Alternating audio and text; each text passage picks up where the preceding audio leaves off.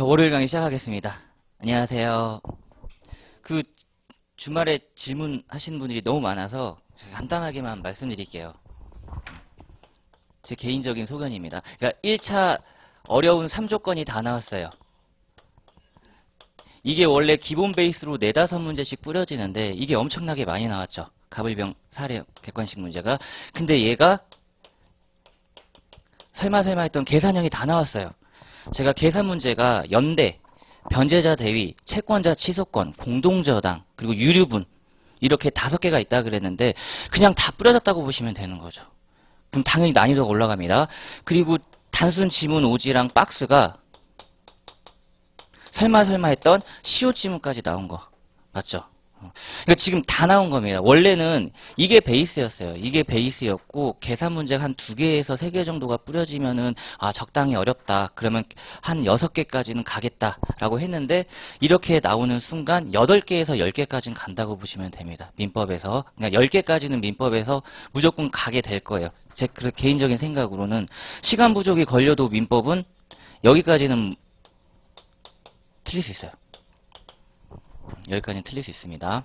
나머지는 모르겠어요. 헌법이랑 형법은 지금 제가 문제를 지금 받았거든요. 헌법은. 네, 헌법에서 개수형이 좀 나왔고 형법에서 좀 나왔으니까 작년 기준으로 전후로 한두 개씩도 가지 않을까 싶습니다. 그러니까 25개까지는 2차 달려가시는 게 맞는 것 같고요. 그리고 진짜 멘탈 안 흔들리고 차근차근 잘 푸셨으면 될 것 같아요. 저 같은 경우는 어떻게 봤냐면 문제를 풀다가 가불병이 자꾸 뿌려지니까 발상의 전환이죠. 저는 시험을 실전에서 안 보니까 박스랑 오지선다부터 먼저 풀었어요. 소거법을 다 해서 시간을 축적을 합니다. 그래도 5개 못 풀었어요. 그러니까 40분 기준으로 안 잡고 35분 기준으로 잡았는데 6문제 정도가 남았다라는 겁니다. 우리 수험생분 더 남을 수도 있으니까 너무 걱정하지 마시고 일단 총평이 아마 목요일쯤에 다 뿌려질 거니까요. 천천히 마음을 편하게 어려웠구나.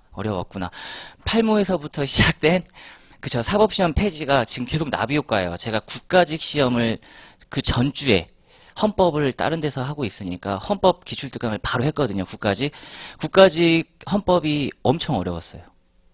헌법재판소 규칙이 나왔습니다. 규칙이 나왔어요. 이게 저도 못 풀죠. 1타이신 황남기 교수님 책에도 없어요. 헌법재판소 규칙을 누가 공부해. 그럼 또 질문들이 오잖아요. 그것 때문에 규칙 공부해야 되는가? 아닙니다. 빈대 잡으려고 초과상관 다 태우는 거예요. 그리고 이 스타일은 원래 다 있었던 겁니다. 이거는 원래 법행 스타일인 거 맞았고요. 제가 그래서 아까 살짝 죄송하다. 올해 강의는 너무 불성실했다. 이거를 제가 기상특강을 했었어야 했는데 이게 그대로 뿌려졌다고 보시면 됩니다. 그 채권자 취소권 박스형 문제 있잖아요. 그 사법시험 기출 변형이고요. 뒤에 보시면은 막 사례 1의 기역 니은, 사례 2의 디귿 리을, 사례 3의 리을 미음 비읍 이거 있죠. 이것도 사법시험 기출 그대로였어요. 그대로 문제가 나왔던 거라 혹시라도 제 얘기를 아니요 흘려 듣죠. 당연히 강의를 열지 않는 한 흘려 듣죠. 내가 280제 제발 좀 여기서 가불병 사례형만 계속 주구장창 열심히 풀어줘라 하고 여기에 제 6모를 플러스 시켰고 8모까지 그냥 자료를 올려드렸어야 됐는데 8모에서도 계산 문제가 상당히 많이 나왔거든요.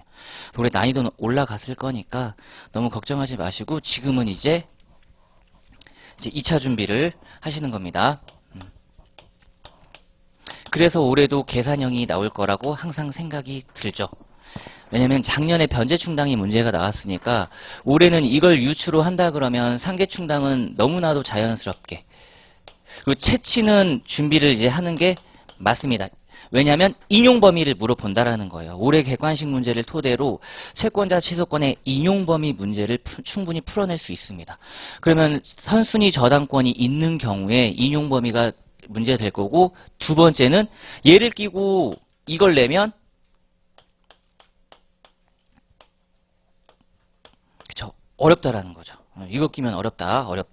변제자 대위는 워낙에 막강하게 버틴 게 있는데 잘 안 내고 이쪽으로 좀 내려고 하는 경향이 더 강해요. 그럼 계산 문제로 사례형으로 준비할 수 있는 건 이겁니다. 근데 이게 1순위죠. 전원합의체 판례가 존재하고 무엇보다 채권자 취소권이라는 A급 쟁점이 껴있어요. A급 쟁점이 껴있으니까 그렇게 전환하면 됩니다. 자, 문제는 채권자 취소권에서 혹시라도 출제자 분들이요, 가족법 영역은 확장시킬 수 있단 말이에요. 2차니까. 사행위 대상적 격에 얘 공동저당은 둘째치고 상속재산 분할이랑 상속 포기를 낼 수 있다 이거죠. 그래서 객관식 문제를 봤더니 상속재산 협의 분할에 또 나왔어요. 가분 채무 상속인 1인이 또 전담마크 했을 때 이거 뭐냐? 면책적 채무 인수거든요. 당연 분할 기속이 돼버리니까 사회행위, 즉 재산 분할 협의 대상이 안 된다 해서 사행위 파트로 상속재산과 상속 포기를 줄 가능성이 있다.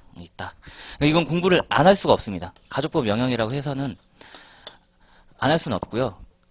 그리고 이게 또 등장했죠. 최신 판례로. 유증 포기가.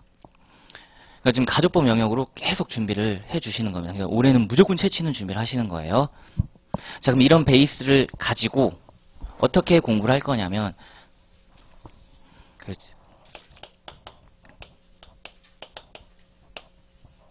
8회 동안 다 끝낸다는 것 자체가 어불성설입니다. 사법시험 때는 1순환만 20회였어요. 1순환만 20회였고 2순환이 14회였습니다. 근데 지금 저한테 8회가 주어졌으니까, 자, 5회는 기본, 기출, 그리고 핵심 이렇게 준비를 일단 하고요.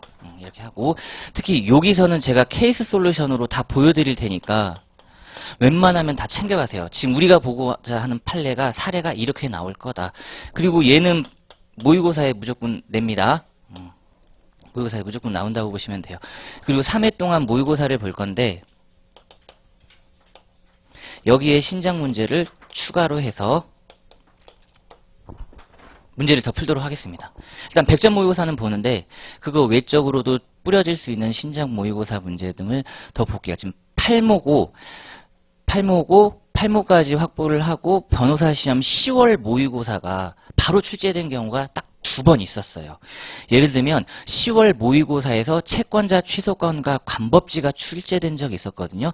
그 주차 토요일날 바로 뿌려졌습니다. 법원행시 2차에.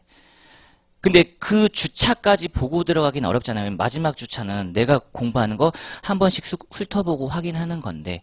근데 제가 신모 같은 경우는 이게 또 겹칠 가능성이 많거든요. 일단 일정을 봐야 되는데 10월 모의고사도 사례형 확보되는 순간 그냥 자료실에 바로 업로드를 시켜버릴 테니까 꼭 확인하고 들어가시는 거예요. 자, 요렇게 해서 들어가도록 하겠습니다.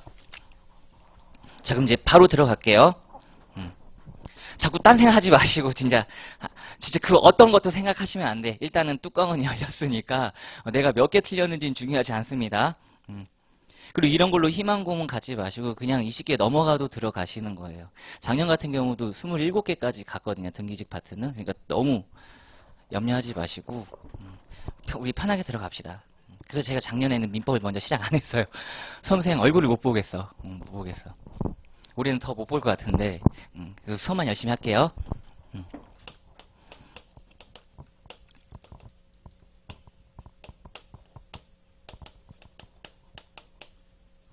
자, 저와 함께 첫 번째로 정리하셔야 되는 게 채권적 청권 시스템입니다.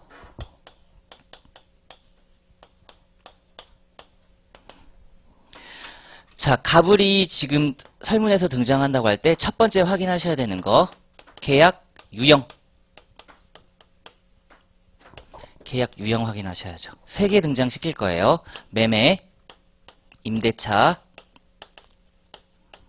그리고 소비대차 대여금 이렇게 등장을 시킬 겁니다. 매매가 등장하거나 임대차가 등장하면 쉬워요. 매매가 등장하는 순간 계약금이라든지 해제 파트가 나올 가능성이 많습니다. 근데 임대차는 보증금으로 게임 끝이에요. 지매청 정해져 있습니다. 근데 얘를 몰라요. 소비대차가 등장하는 순간 다음 추가되는 문제가 보증일지, 양도일지, 인수일지, 최대일지, 채치일지 몰라요. 자, 그리고 두 번째로 확인하셔야 되는 계약 당사자 확정 논의입니다.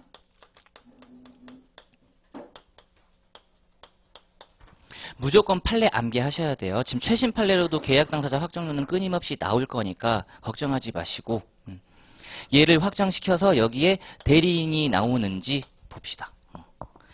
대리는 그동안 안 나왔어요. 안 나왔는데 최신 판례가 등장했기 때문에 이제 대리는 나올 때 됐다라고 보시는 겁니다.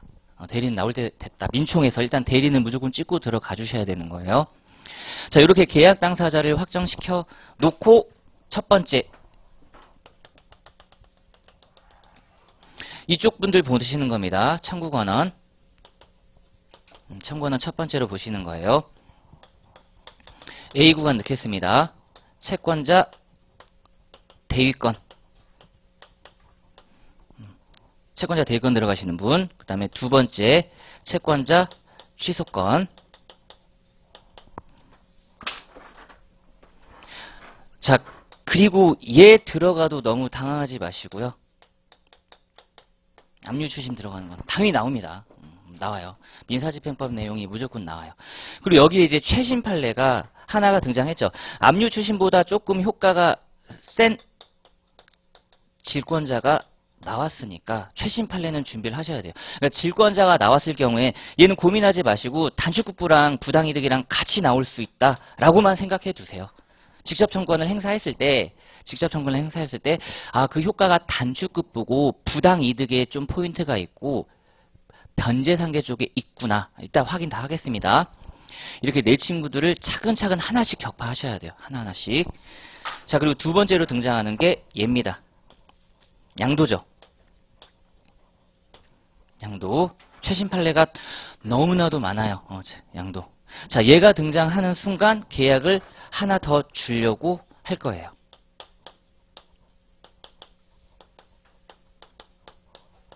얘를 줄 겁니다. 보증을 줄 거예요. 그럼 계약이 하나 더 등장하죠. 보증 계약이 하나 더 등장할 거고 보증인의 항변의 포인트를 다 맞추시면 돼요. 기출이 너무나도 잘 되니까 관련된 최신 판례.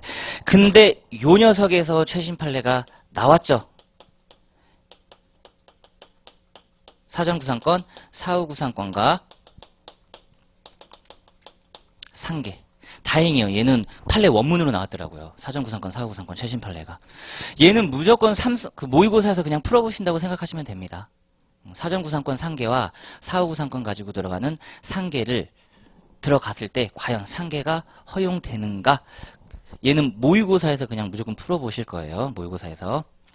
이렇게 확인해 주시고 그 다음에 이쪽 친구가 이제 대항권원이죠. 여기다 쓸게요.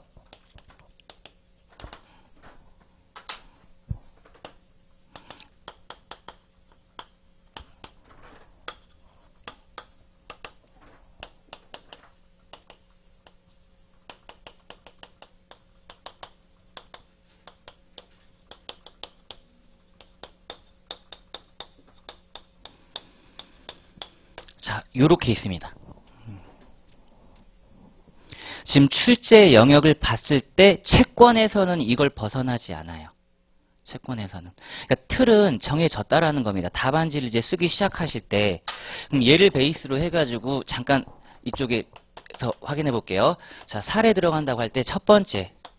이거 먼저 확인하시는 거 맞죠? 청구권원 확인하시는 거 맞습니다. 그러니까 원칙인 계약 당사자가 들어가면 크게 문제 안 돼요. 근데 계약 당사자 이외자가 들어간다고 할 때 최대 요건 쓸 줄 아셔야 되고 채취 요건 쓸 줄 아셔야 되고 압류가 적법 유효하게 들어갔는지 제3채무자 송달됐는지 확인하시고 그다음에 질권이야 뭐 채권 양도 요건 똑같은 거니까. 그다음에 교부 혹시라도 채권 증서 있으면 자 그리고 양도는 대항 요건까지 갖춰야죠. 대항 요건까지 귀속 플러스 대항 요건까지 갖추는 거 확인하시고 두 번째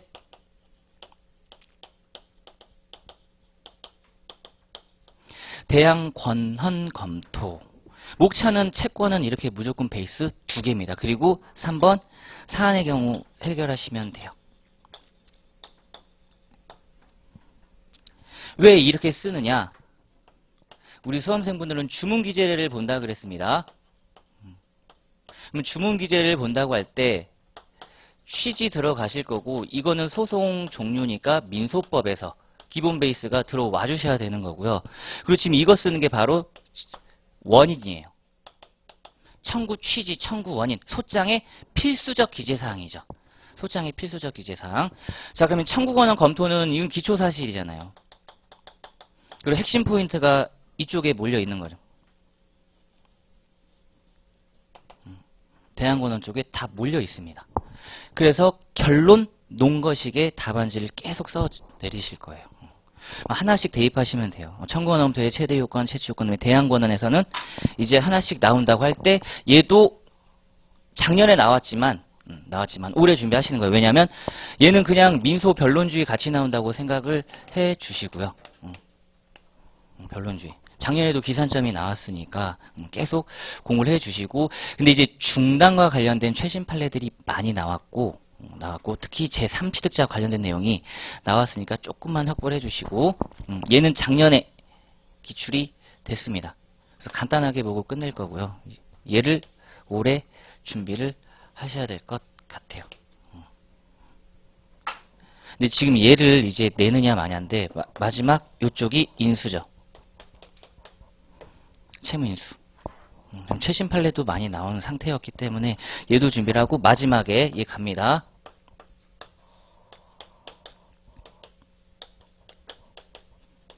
변제자, 대위권자들. 보증인은 둘째치고 얘 둘만 잘 챙겨가시면 되겠죠. 물상보증인이랑 담보물의 제3취득자. 이게 바로 채권적 청구권 시스템이야. 청구권원자들 다 잡고 대항권원자들 다 잡고, 법원 행시가 기존 기출이 청구권원 한 해, 대항권원 한 해 이랬는데, 작년 재작년부터는 얘를 그냥 고루고루 내요. 청구권원과 대항권원을 고루고루 낸다고 보시면 될 것 같습니다. 무엇보다 결론을 많이 물어보거든요. 실제로 이렇게 물어본단 말이에요. 다툼 있다. 대판으로 가자. 대판으로 가자. 그래서 100점 한 장 원칙입니다. 100점 한 장 원칙이에요. 그러니까 4쪽을 쓰실 거예요. 4쪽. 4쪽을 써도 합격을 시키겠다라는 겁니다. 원칙이잖아요. 그렇죠? 원칙이죠. 그럼 능력 되시면 6면까지는 가셔도 되는데, 이건 문제를 보셔야 돼요. 그러니까 누구라도 다 쓸 수 있는 문제가 나온다? 그러면 거의 7, 8면 갑니다. 임대차 같은 경우는 대부분 7, 8면 가요. 근데 물건 파트가 들어가는 순간 7, 8면 가기가 조금 어려워요. 왜냐면 판례 법리가 그대로 뚝 등장해버리니까. 일단 2회에서 3회 정도를 얘를 잡을 거고, 이 잡는데 일단 노란색 박스부터 확인하셔야 되잖아요. 그렇죠? 민법 총칙 기본기부터 확인을 하셔야 되겠죠. 이제 하나씩 보도록 하겠습니다. 일단 대항권원은 접고, 계약 유형, 계약 당사자 확정론부터 볼게요.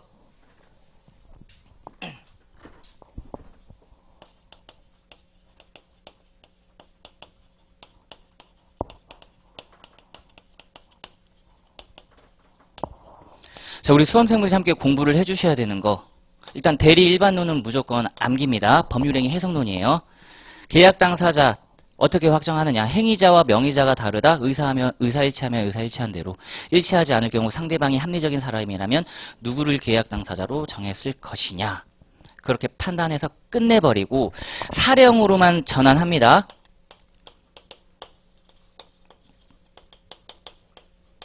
명의신탁이죠. 명의신탁. 자, 근데 계약 당사자 확정론은 반드시 이게 주어지니까 걱정하지 마시고 처분문서란 말이에요. 그러니까 민사소송법에서는 문서의 증거력이 A급으로 잘 뽑히는 거예요. 그러니까 대리는 무조건 암기를 하시고, 틀 거면 이제 예로 준비하시는 거예요. 명의신탁에서 3자간 그리고 계약명의신탁 어떻게 구별하느냐. 자, 이 표현이 가장 중요한 거죠. 법률 효과 귀속을 누가 받냐예요. 누가 매매계약의 당사자냐가 아니라, 매매계약의 당사자였다 하더라도 누가 법률 효과를 귀속하느냐. 이거 신탁자가 귀속하면 무조건 3자간입니다. 그러니까 여기에 대리가 나온다고 할 때 당황하시면 안 되죠. 그러니까 이 대리인이 수탁자일 수 있어요. 대리인이 수탁자일 수 있습니다. 그러면 표현은 수탁자인데 얘가 대리인으로서 계약을 체결한 거니까 신탁자에게 귀속하는 거 맞죠? 그러면 3자간입니다. 3자간. 근데 그거 아닌 수탁자 귀속이라 그러면 이건 계약명의 신탁이 맞죠.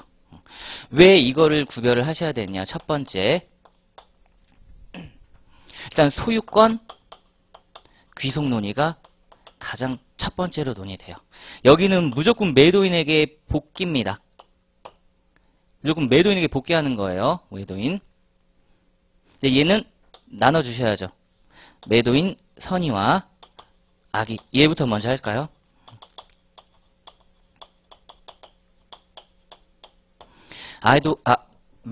아기의 매도인에게 복귀하는데 얘가 이미 매매대금을 다 판 사안, 매매대금을 다 받은 사안이죠. 받은 사안.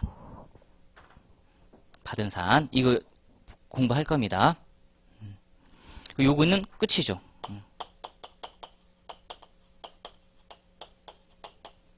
소유권 취득. 그리고 나서 이걸 베이스로 해서 보세요. 이제 얘를 들어가 버리잖아요. 이거 들어가잖아요. 최대 채치.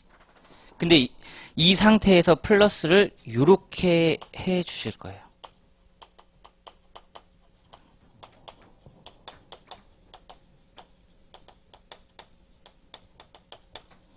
판례가 엄청나게 나왔습니다. 채권자 취소권에서. 그러니까 항상 준비하셔야 돼요. 채권자 취소권과 명의신탁과의 관계.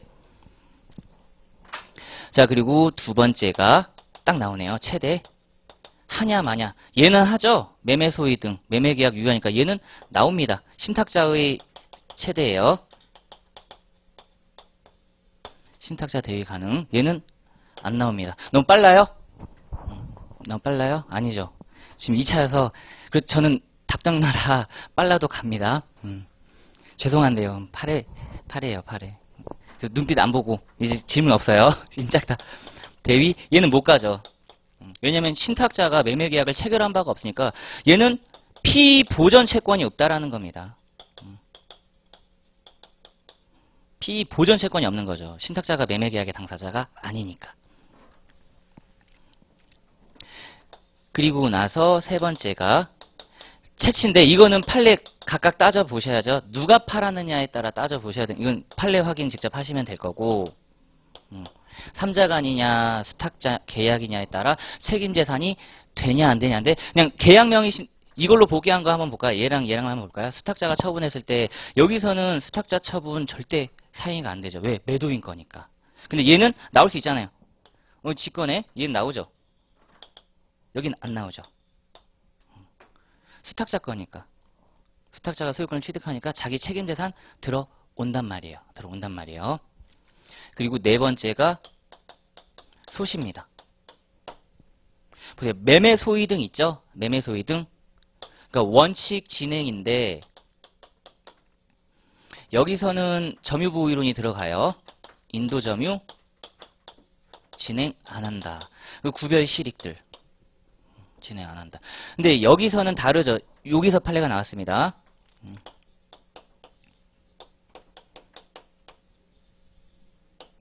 신탁자가 수탁자에게 가지고 있는 741조 보세요. 청구 권한은 741조예요. 매매 소위 등이 절대 아닙니다. 매매 소위 등이 아니죠. 그러면 741조는 부실법 시행 전이라면 부동산 그 자체니까 여기 소위 등 나오네. 근데 이 소위 등이 매매 소위 등이 절대 아니에요. 매매 소위 등이 법률 규정 채권입니다. 얘는 그냥 무조건 진행이에요. 무조건 진행. 후는 매대금이니까 기한 예정의 염증은 무조건 진행이죠. 소시는 크게 신경 안 쓰고 얘만. 얘를 왜 준비하셔야 되냐면 궁금했던 판례 사안이 우리가 확인을 했어요.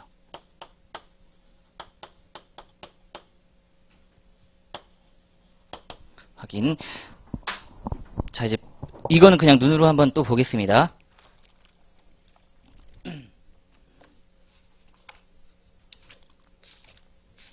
자, 5개년 판례집 좀 펼쳐보실게요.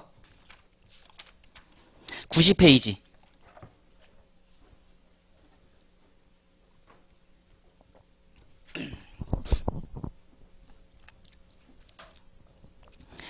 자, 얘 96번이죠. 96번. 90페이지 96번. 출제 가능성 올려주셔야 됩니다. 지금 점유취득시효도 몇 년간 좀 쉬었고요. 자, 읽어볼게요. 동그라미 1번에. 부동산 매매계약에서 매도인과 매수인은 서로 동시행관계에 있는 일정한 의무를 부담하므로 이행과정에 신뢰관계가 따른다. 자, 1차 때는 이거 체킹을 안 했죠. 2차 때는 이건 무조건 체킹을 하셔서 답안지에 쓰셔야 돼요. 이게 논거야. 이게 논거. 왜 매매 소위 등은 진행을 안 시키고 통지만으로는 안 되는데 신뢰관계가 있으니까. 이행과정의 신뢰관계 형광펜을 빡 해주셔야 됩니다. 이 8글자를 쓸 줄 아셔야 돼요. 이행과정, 신뢰관계. 그 뒤에는 당연히 결론이니까 우리 수험생분이 누구보다 잘 알고 계시는 거. 근데 동그라미 2번. 취득시효에 따른 소유등 청구는 이런 게 없다예요. 맞죠? 신뢰관계가 없고야, 없고. 왜? 이제 2번 옆에다가 이제 논거 쓰시면 되죠. 추가 논거. 얘는 법률 규정 채권이잖아요. 맞나요? 법률 행위가 아니라 법률 규정이죠. 741조도 법률 규정입니다. 취득시효도 245조 1항 법률 규정 채권이에요. 그럼에도 불구하고 예외적으로 소유등을 하시라 이랬죠. 그럼 얘는 양도 제한의 법리가 적용되지 않는다니까 통지만으로도 가능합니다. 그럼 얘네 두 개의 문제를 합쳐가지고 10점짜리로